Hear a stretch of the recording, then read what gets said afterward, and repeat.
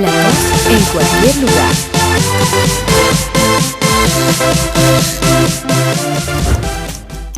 ¡Qué buen muchacho! Pero qué tos tan mala la que tienes. Suena como tos de las perreras. La tos de las perreras o traqueobronquitis infecciosa es una enfermedad respiratoria en perros causada frecuentemente por dos microorganismos: Bordetella bronchiseptica y virus de la parainfluenza canina.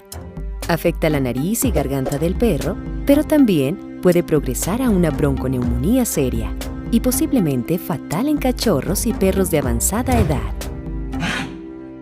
Una tos característica que con frecuencia termina con jadeo o arcadas es un signo típico de la enfermedad. En las situaciones cotidianas, los microorganismos infecciosos se pueden propagar fácilmente a otros perros a través de aerosoles.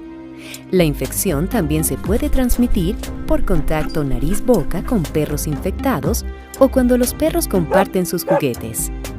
Debido a que solamente un pequeño porcentaje de perros son vacunados, la enfermedad se puede diseminar rápidamente, ya que los perros pueden contraer la tos en cualquier sitio, no solamente en guarderías o perreras. El término tos de las perreras puede ser un poco engañoso. Por lo tanto, es importante proteger a su perro en donde quiera que vaya. Pregúntele a su veterinario si la vacunación intranasal contra Bordetella bronchiséptica y virus de la parainfluenza canina hace parte del esquema anual de su perro.